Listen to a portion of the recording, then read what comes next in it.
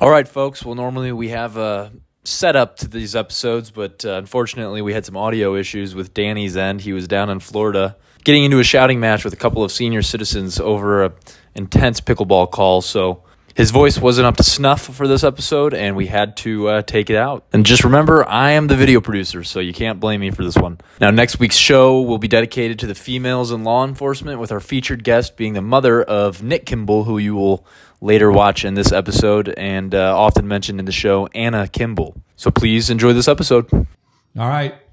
We are here with Michelle Blue Stanze-Colombini. And the reason I mention all those names is because all those families were very significant in the process that continues to go on of the unfortunate incident of Michelle's first husband, Bob, being killed in the line of duty. Welcome, Michelle. Thanks. It's nice to be here. No, and one of the things I wanted to start with is back in episode 14, we had Steve Dodge on. And Steve was the partner of Bob at the time of the incident. If anybody wants to hear about the incident that hasn't heard about the incident, they can go to that episode, but we're not going to rehash that. But there was the feedback we got from you and a couple other people, and even policemen, where there was parts in that story that nobody knew yet. Was that true with a lot of your family members also? Yeah, I think so. Or just there were parts that my kids didn't know, obviously, and then parts that I probably forgot. I know my sister-in-law said the same thing, or that things happened the way that were different from what she remembered in her mind. Right, and then your feedback, and I know Steve was very cognizant when we asked him to come on the show, and when we talked about doing the show, he reached out to you, and I know you reached out to some of the other family members to make sure that they were all right with the story that we were going to tell, and I think it was it.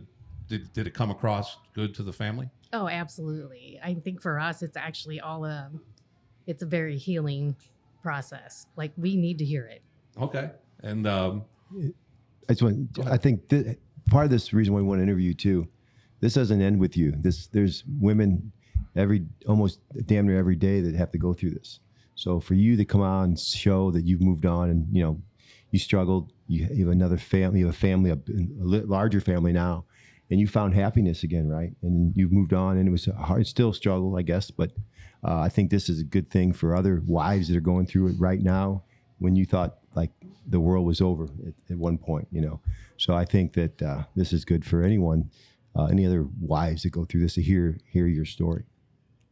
Yeah, and to add to that is that, the Blue Stanze and the family Stanze and the Colombini family, the way they handled this from the start to now has just been, with the understanding and the empathy for everybody involved, has just been it's almost like a blueprint for how to handle these situations. And again, we appreciate you coming on. Thank you. And so let's just and then I think what we want to do is get into the healing, how it started, and then the healing process from there. So let's go to the day of. And you are at work? Yes. Okay, so tell us about the day of. The incident happens, and then now what happens on the day of? So I was at work that day. I worked at Probation and Parole. Our office was at Jefferson and Market, and I was actually out doing home visits at the time it happened.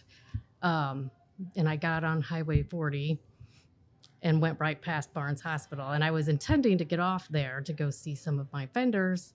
And there was cops everywhere, and traffic was stopped up. And I had no idea why, obviously. This was before everybody had cell phones. I didn't have one. So I went up and got off at the park and cut through the park to go up there. And then I went back to work, and it was like 45 minutes before I was supposed to get off. So I left to go home, and I think the police showed up like probably 3 minutes after I left. Like, they were like behind me. Wow. Like every step of the way. So I got home, and my phone's ringing, and then my answering machine, that's dating it, answering machine. It was our big boss from work, and he's like, Michelle, if you're there, you need to call me. And I'm thinking he would not be calling me because I skipped out of work 45 minutes early. So I called my friend that I had been out with, and she already knew that he was shot. And then she told me he was at Barnes. So I ran out to get in my car, and then some police officers showed up and drove me there. Do you remember the police officer?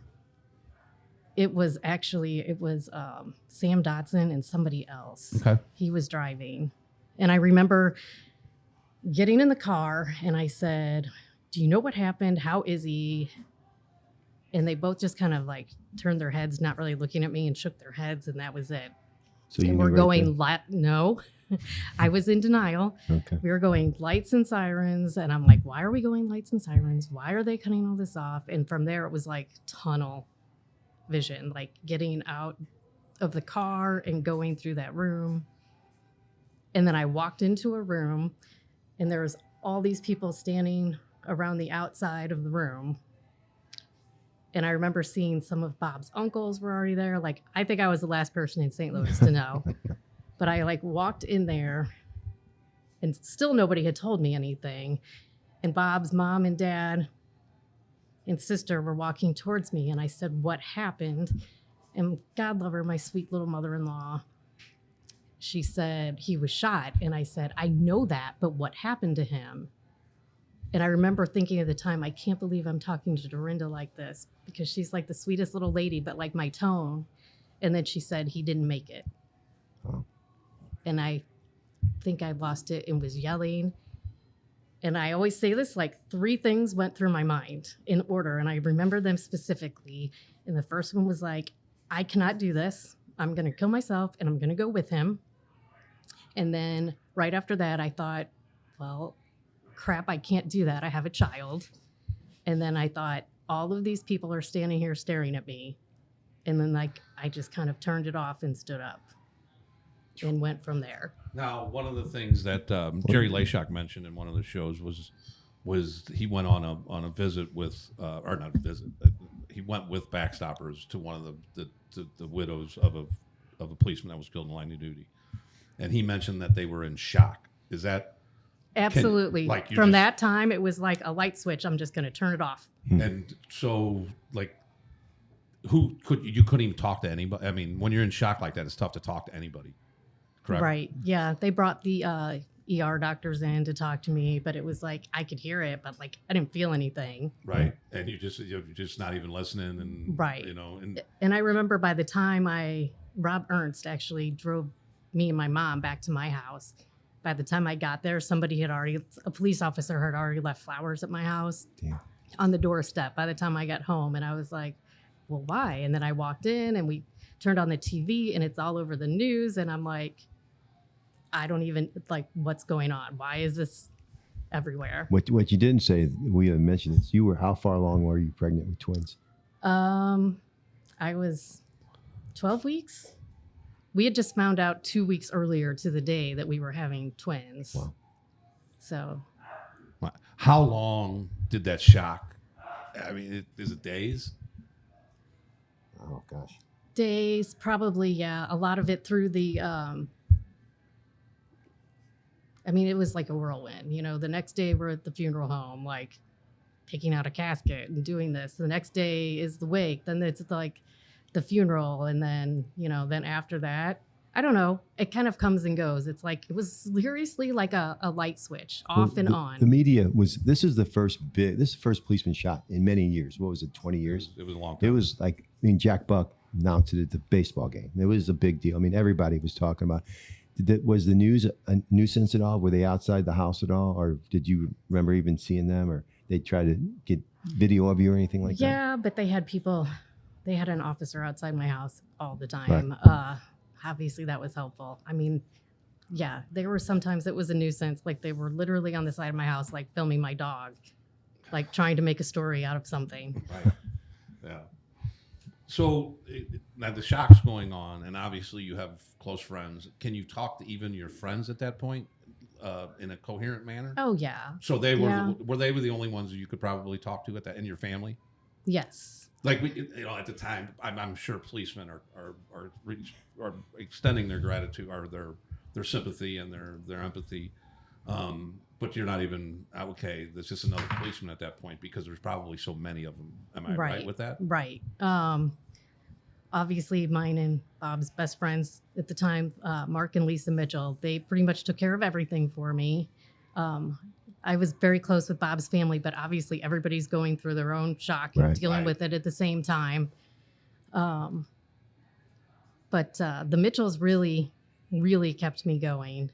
And then poor Dan Zarek got assigned to be our family and help us with everything. And God love him, he did a lot. That's neat. A lot. And he still does. Every year I hear from him. Every year that man is sending like Gerber daisies to me and my daughter because there was a whole incident where he jumped through hoops to get those for us at the funeral home. Now, we often talked about Backstoppers. What do you recall about Backstoppers and their dealings and your dealings with them? Like early on, I think the next day they came by the house with a check. Just like I didn't have anything to wear to the funeral. Like I was already starting to show like with the pregnancy and everything. Like I had money to go out and buy a dress or somebody bought one for me, whatever. And then I met with them afterwards just to kind of get things sorted out. And get the process. I'm sure there's a process and all that. And, yep. And but yeah, now so you're 28 years old. You're pregnant with twins. You've got a toddler, and your husband just tragically was killed. But unfortunately, and it's as tragic as it is, unfortunately, life goes on, and it's so hard to think of that at any time. When does that kick in? That is it the Mitchells that help you get through that life must go on? Is it your whole family? Is it that all three of those, obviously the Colombinis aren't involved yet, but between the Blues and the Stanzes and your friends, is that the people that helped you move on? They were there to be supportive. I think people had a lot of different opinions about what I should or shouldn't be doing. I actually went back to work 2 weeks later. Some people are like, why are you doing that? I think I think people just didn't know how to handle me or what to say to me. So I think they were kind of like hoping I wouldn't come back, but I'm like, what am I going to do? Am I going to sit here and stare at the wall? Right. Like, I'm definitely like, okay, I've always been this way. Like if there was a problem, we're going to tackle this like one step at a time. So I really didn't know what else to do. So I tried to keep life as normal for Will. He still went to the same babysitter. I went back to work and I stayed there until like 4 weeks before I had the twins. And that's a way of everybody copes. coping. Yeah, everybody does it different. Going back to work that is a part of going back to, I guess normal is a hard word to use now. Right. Because it's a different normal, and in creating every day was creating a different normal, I would imagine, correct? Oh, absolutely. I will say like there was life before, and then there was that moment that I heard the words that he didn't make it. And I was like in this no man's land, as I like to think of it, until the day I had the twins. So I would say that those months were probably the absolute worst. Like I didn't feel like I belonged anywhere. I didn't feel like I wanted to be at home because home wasn't home anymore, but I didn't know where to go out. And there was hours, like I would take Will and put him in my car and just drive around and listen to music. And then I told my therapist, like, am I crazy? And she's like, no, that's what you got to do. That's what you got to do. But like, Absolutely. I didn't feel at home any place. And I'm one of those guys. I have a tough time dealing with tragedy. I'm a shutdown guy. And, you going back to work, that just struck me as that I wouldn't know what to say to you. And did you feel that everybody was kind of uncomfortable? Or a lot of people uncomfortable? Or were people... Yeah, there was a lot of people. I mean, I had my really close friends that were there too, so that was great. But yeah, a lot of people that were just like more my work acquaintances were very uncomfortable. But at home, you always had support system there with your friends. Yes. Was there a point in that system where you're like, okay, I'm done, just go home, leave me alone? Well, I do remember the day we finally told the police officer sitting outside the house, you can go. You don't need to be here anymore. And then I had friends that would spend the night with me every night until I was like, okay, I'm good. You can go. So did you have help when the babies came? You had twins and a toddler. Did you just all by yourself, or you have someone there with you, staying with you to help you out? Well, that's an interesting story. Actually, I had, when the twins were born, Bruce Springsteen sent me a check for $14,000. You ruined that. I wanted to ask that question. And he basically paid for 4 months of me to have overnight nurses with the twins. So until they were sleeping through the night. How much did he give you? It was about $14,000. This is Bruce Springsteen? Yeah. Yes. I never knew that. Oh, you didn't? I knew. I was going to ask that question. How did that come about, though? There was a story. I think it was a Zarek or something. That was the Dan Zarek thing because he was a huge Bruce Springsteen fan. And I think that there was a time where he was getting some backlash about one of the songs he had written that was taken as anti-police. I don't know that it wasn't. It wasn't. It really wasn't. It was just kind of one of those, well, this happened and this really sucks. Was it like the 100-shot song or something? Yes. It was like, but it wasn't anti-police at all. So my best friend at the time, my friend Steve and Dan Zarek were both, they just met after all of this happened, but they were both Bruce Springsteen fans. And I don't know, somehow this all came without any fanfare. I literally got a check in the mail and this happened. Although we did get to meet him later when he came to St. Louis. You did. That's awesome. All right. Now, no, and then the thing I always was the kids. You know, obviously at the age they were at, I have two unborns and Will, who's a little older. About how old are they when they realize that this happened to their father? I mean, with Will, I don't know. Like, he was kind of a daddy's boy, and he always, like, he would ask for him, like, even in his crib at that time. He was 16 months old. So he would, you know, ask for dad, who wasn't there. So, like, he doesn't remember him at all, but, like, he's always remembered him in pictures, and it's just always, like, this is just all he's ever known. Wow. And really the twins, too. Like, it's just always been a part of the story. Wow. I had a mural painted on my basement wall, like of a farm scene in their little playroom when they were little. And they painted like Bob is a farmer down there. Like they always just knew his picture and that's it. And then you're now involved with several groups, correct? Yes. That help. And you get involved with people that have gone through the same or similar incidents. Yes. So tell us a little bit about that. So like Backstoppers takes care of a lot of financial issues for us. I always say this other group, Concerns of Police Survivors, we call it COPS. That's the acronym. They kind of take care of the emotional side of things. It's not a memorial organization. Their motto is rebuilding shattered lives. And it's all about moving forward and making sure people get the help they need afterwards and get that support and understanding. And I've been very involved with that since that first year. Does that help you too? Huge part of mine and the kids' lives. That's great. Huge. And then when did you get involved with them? The first time I went, like they have retreats every year for the widows and widowers that go. And they had a kids camp. So my kids have always gone to the kids camp. But now they also have retreats. They have for siblings, the parents of officers. They have ones for remarried couples. Mark and I go. They have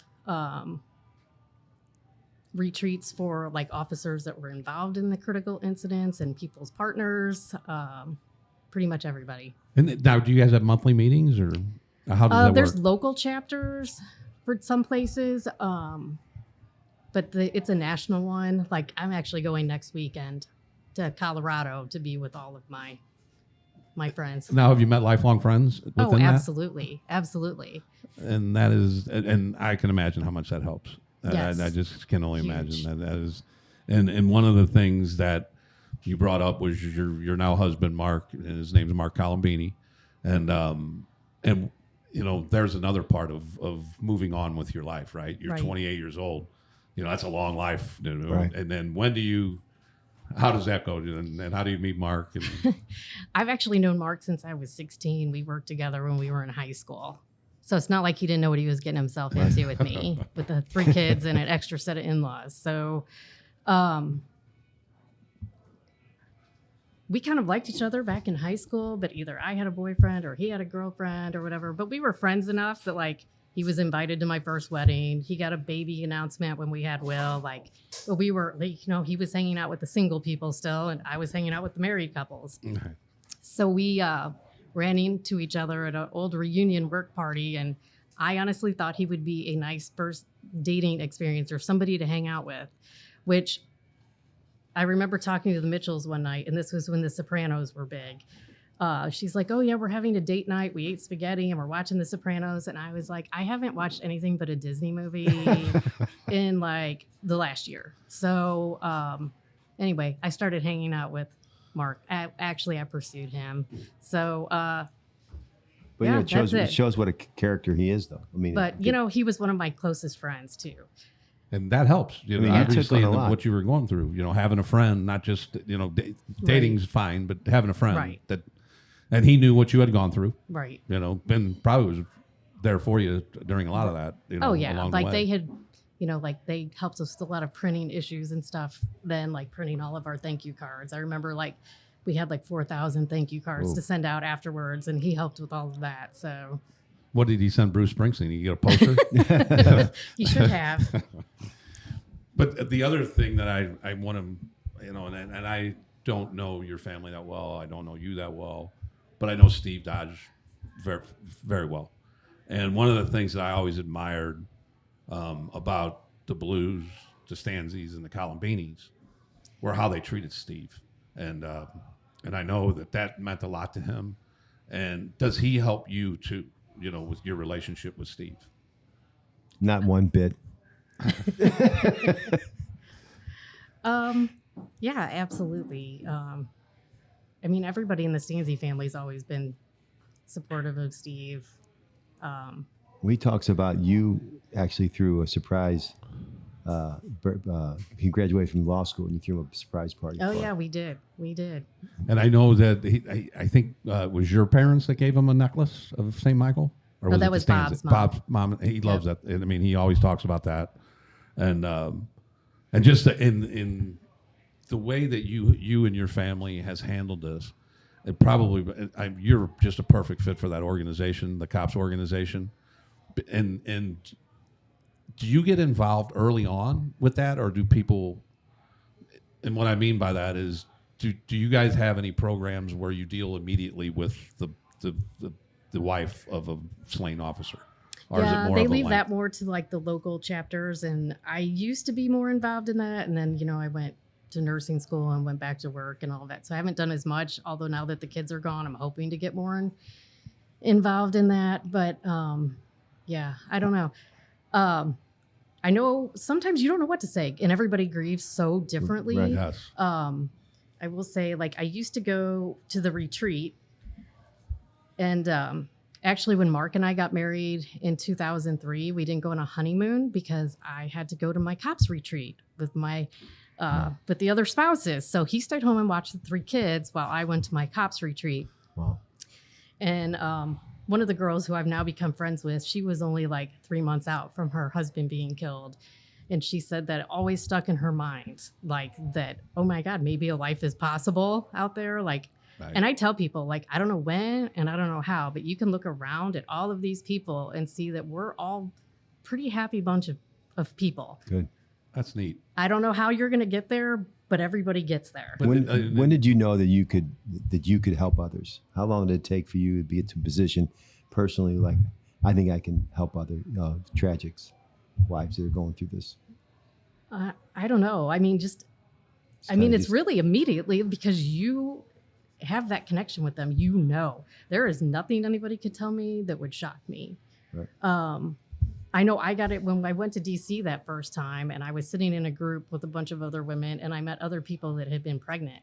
And I said this, like, this sounds really terrible to say. I don't really mean it like this way, but they got it. I'm like, I did not want those babies. Not that I didn't want them, but I was like, I can't even take care of myself and my son. How am I going to take care of 2 more? And I was able to say that, and nobody judged me or looked at me like I was crazy or anything else. Like, Right. They got it. And the second they were born, I was fine.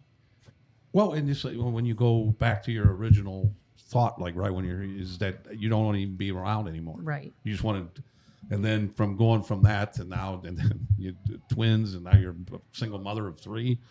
You can say anything you want because I don't know that anybody Can ever judge it. can anyone judge that? 28? Good Lord. Like you were saying when we were talking yesterday, that your soon-to-be daughter-in-law is that age. Right. Yeah, my oldest son, Will, just got married. And, it just hit me recently that she's older than I was when I lost Bob. So let's go with the kids. Let's just run down and see how old are they and what are they doing? Will is 25. He works for a place called Avix Solutions. Basically, they do contract work with Amazon Robotics. So he travels around the country doing that. And he got married in July. And he is patiently waiting to become a city fireman. And he's Hose on the dragger. list and should be in the next class. He's gonna be a hose dragger, huh? Yes, going to the other side. And then Holly and John, they're both in grad school. Holly got a biomedical engineering degree. She's mastering in biomechanics. I don't really understand what she does, but she'll be finished in May, and she gets married next month in October. John, he just finished his undergrad in historic preservation. He's going to LSU to be an archivist. And then Mark and I have a child together who just graduated high school. He's taking a gap year, working with his older brother, and he is going to start college next year, and he plans on being a police officer. So, tell that story. Tell the story yesterday. She had me laughing on the phone. Tell the story about Kyle. Well, he's definitely the youngest and the baby, and he has a tendency. Can I say what he is? Yes. Can I say? Okay, he has a tendency to be an asshole sometimes. So he has always said that he wants to be a cop, and I thought he was just saying that to be a jerk and make me mad. And but actually, I think it was the very first podcast you did that I listened to.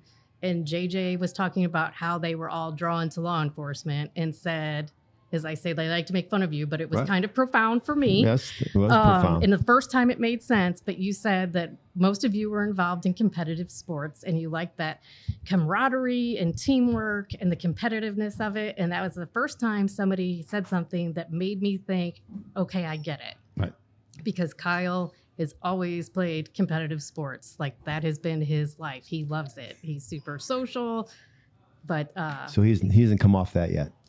He still wants to be a policeman. He hasn't changed his mind. he has not changed his mind. Nope. But we're going to let that play out. He is only 19. He's He is got to go only to 19. Let college. that still. play out. And that was when you told me that yesterday. I just thought he was being an asshole. And then JJ. I was hoping he's gonna make it JJ today. of all people, the Zen.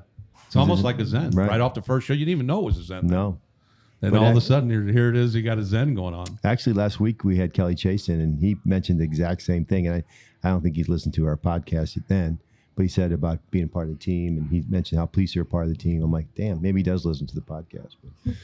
But it's you're there. going to the police family. And they jump up in a situation like this. The police wives, they probably had. I would imagine they stepped up during that at one point in time with food and Oh all yeah, that. absolutely. They were there. Hey, we All did the a time. we did a golf tournament. When did what was the first? You remember the first year of the golf tournament that we had for Bob, the Stanze golf tournament? How many years? We did that forever. Oh, they did one right the first time they did it in the fall, and then it became an annual thing, and Right. it all like blurred together because how many golf courses did they get kicked Oh. off of? They had to. I wasn't going to say that. You I was said going to it. say Yeah, there was like 3. They got a little rowdy. Some of them Yeah. tournaments. Oh, dude, every hole it was fun. It was a good time. But when you put a bunch of policemen together, it would get a little out of control. Once so there were some wrecked golf carts and everything else. But so yeah, we got kicked off a few golf courses. Yeah, well, We matured. When we got older though. We stopped doing Right. that. Well, then you just canceled it. They They were said just we fine. can't. We got to cancel the tournament because by far we could not go there and act like No. human beings. But anyway, the other one that I thought when we were talking is that you've mentioned 2 weddings and other different things, and I would and how that stirs different emotions when each of those happen. Talk a little bit about that. Yeah, I mean, I think we talked about this. Like, there's definitely a component of delayed grief. So, you kind of wonder how it would have been, or, that there's something missing. Yeah, I don't know.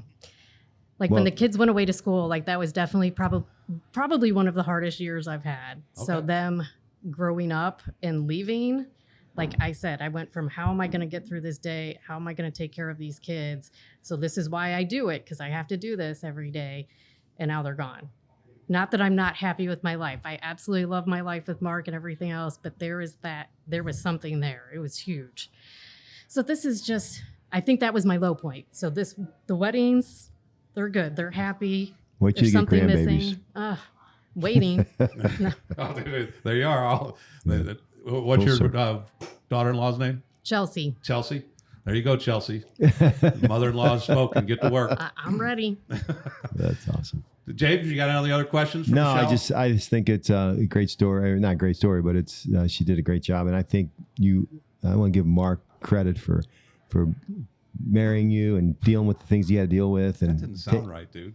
we can cut it out. No, I'm just kidding. I'm kidding. No, I it's mean, funny. really, you got not Absolutely. lucky. No, Mark's I know a what great, you mean. He's a great man, and he took on a lot. I mean, he took on a woman that lost her first husband, had 3 kids, and then you had one of your own. So I mean, and he's a great guy. He comes in. I was glad Absolutely. to see him. He's just a nice, salt of the earth kind of guy, and so I'm happy for you that you met or reacquainted yourself with him. Absolutely. And part of those, and the Stanze-Beanies, it's the people that were close to him too. The friends of yours, and how they treated all the policemen, and how the policemen have stayed pretty close to a lot of Bob's Right. friends that weren't policemen Right. over the years. And I can add, I don't know somebody's related to the Svatantics in that group. That's the Mitchells that were like our Okay. our couple. Mine and Bob's best friends that we hung out with. And I know that, that comes to mind is because when we used to go on the Lake of the Ozarks, my son, who was about 3 or 4, and the Svatantics had a high dive on their dock. And we would do, and I go, how do we just show up to this guy's house and just start jumping off this is Svatantics. Mark Mitchell knows him. We're all right. Right. And we just start, like a 3-year-old son, we just start flying off the high dive. And then those two deserve a lot of credit too. Absolutely. They were great, and I can't remember a time early on when I saw her that they weren't there. I mean, Right. even every function, everything, that they were always by And her I side. think everybody has those friends Right. that I mean, you probably, obviously you never wanted to think of if my husband gets killed, who are my friends that are going to step up, but you probably knew that they were going to be the ones if that would ever happen. And Yeah, Mark and Lisa, and then Jim Murphy and his wife Sue were there constantly. now you guys are I'm part glad of you the mentioned St. it. Raphael's Mafia, correct? I was a St. Gabe's person. Oh, They are St. But right they're now St. you're St. Raphael. Raphael's, right? No, Or no? She's listening. Okay. She Well, lives I near moved. All right. I moved out to the county, but we're still St. Gabe's people. All right. That's good. the St. Gabe's Raphael's rivalry was always Exactly. fun too. Because the Mitchells and Svatanixes, they are St. Raphael's. Okay. 14 Oh. Gabes. Uh-oh. Ouch. Now is Mark part of the men's club at St. Raphael's? Mark Your Mitchell or husband. my Ours husband is is Mark my Mitchell. husband's been in Gabe's his whole life. He went to school there. That was Mitchell of St. They're Raphael's? Raphael's. Oh, is he part Yeah, of the men's he club? went to grade school at St. Raphael's and is that still men's there. club. They think there's something else, don't they? The mafia. But no, we kid because Danny's part of that. Danny Howard. yeah. And I do think, and I will say that the reason that, I didn't know that you would want to come on and talk about this.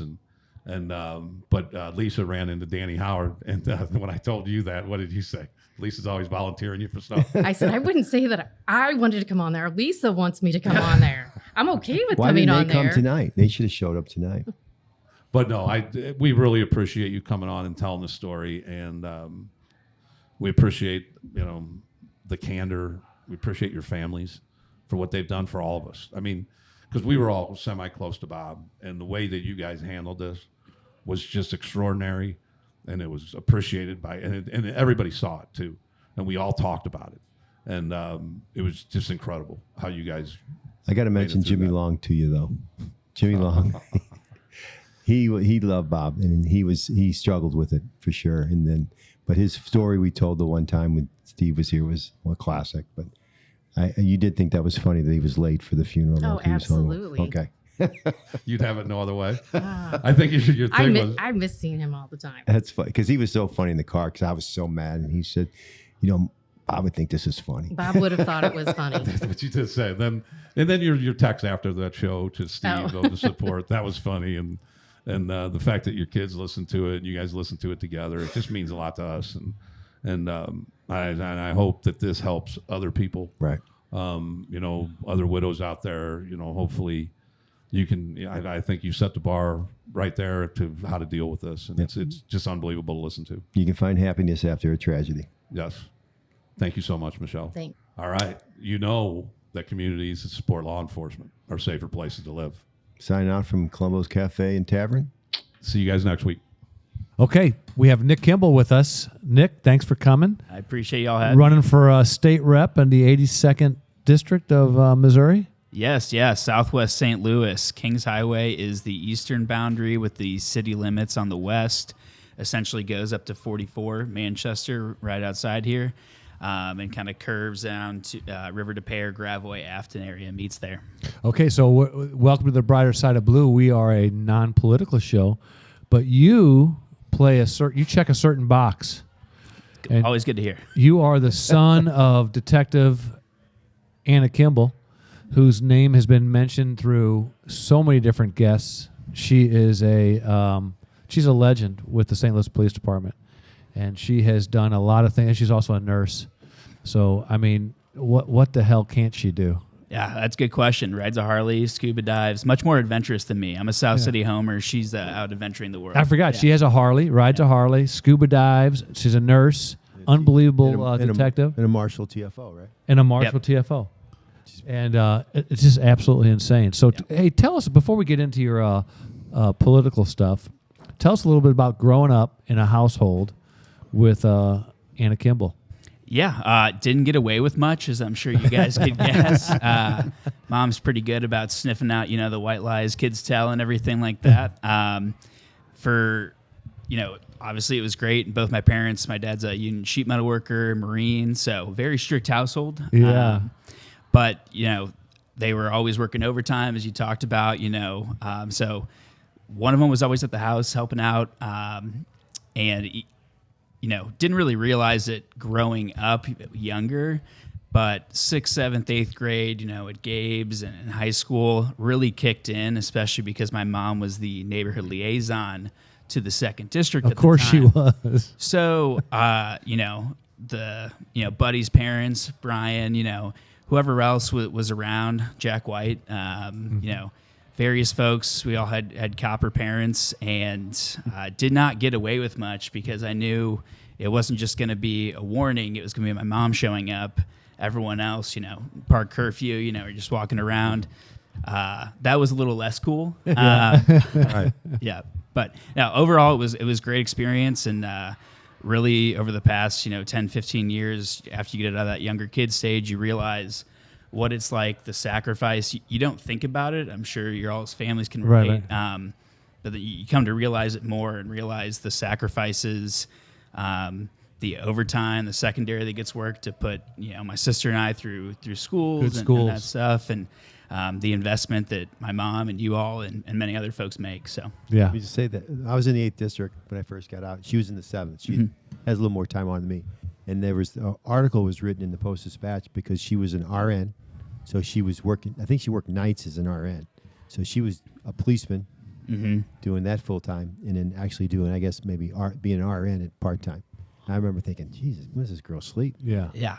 So that was your mom, and they didn't. I'm sure you probably, hopefully, you can definitely look up and find that article. Did she do a good job of not bringing the job home? I mean, or did you experience some of the ups the nursing and downs? shit she did all the time. It drove me nuts.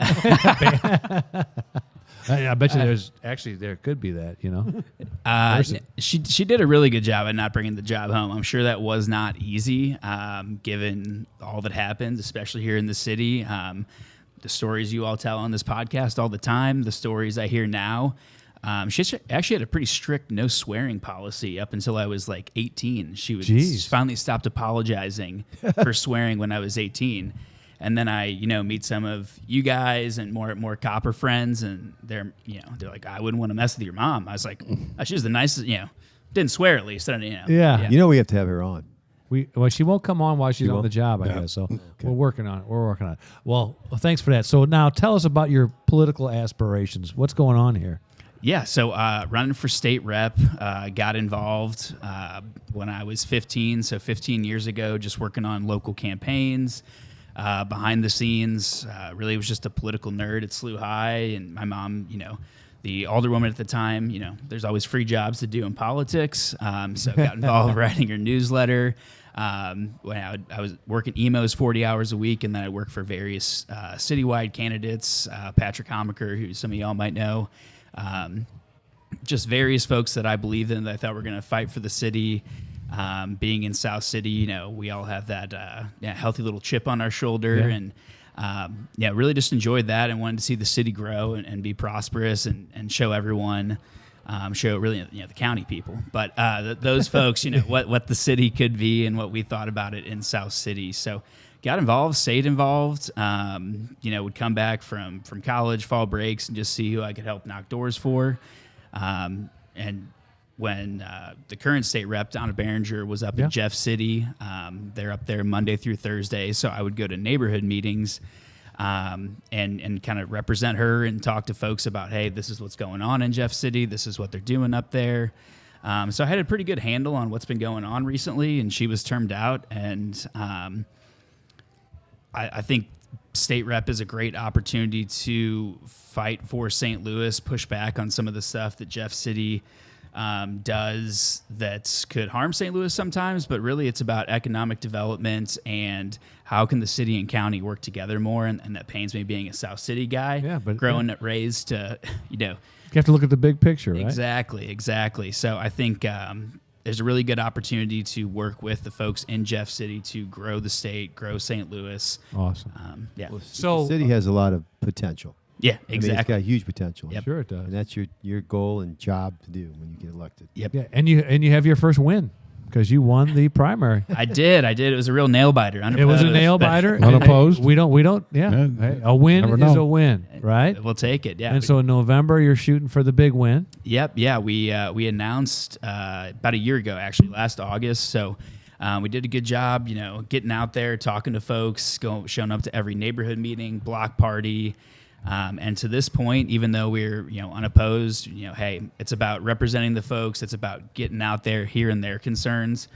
People are like, oh, you were unopposed. Well, I want to hear folks' concerns. I want to hear what people want to see. That says a lot about you. I mean, you didn't have to do all the door knocking and all that stuff. You were unopposed. And it's in your blood, isn't it? It's in the blood, the hard work. Yeah. I couldn't do the RN and cop thing, so I at least had to knock some doors and get out there. I appreciate that. For sure. Cool. So we appreciate you coming on. And so I think on the air, we have over 17 million listeners. All right. We're in 52 countries. You're not going to get many of the votes from Croatia, but you could get a couple. You never know.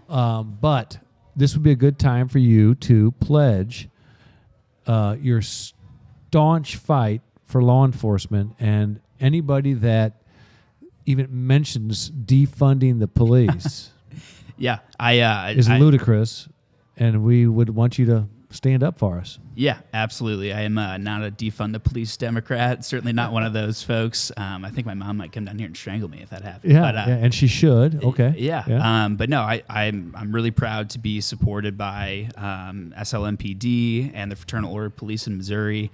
As obviously someone, my mom and dad both worked hard. Organization really means a lot to me, still does. City does not function if we're not safe. When I'm knocking doors, folks are talking about quality of life, crime, and yes, in Southwest St. Louis, is violent crime that much of a concern? Statistically, probably not, but crimes of quality of life crimes and opportunity, that drives folks out of the area. Sure and does. we got to make sure we're recruiting and selling, not losing folks. Addition, not subtraction. So really excited to be on here with you all. I appreciate it and cannot wait to go up there and support cops all over the place, but certainly SLMPD up there. Well said. Thanks for coming, Nick. Hey, we appreciate it. thank Good you luck all in very much. November. Thank you. I appreciate it. Thanks, Nick. All right, see y'all.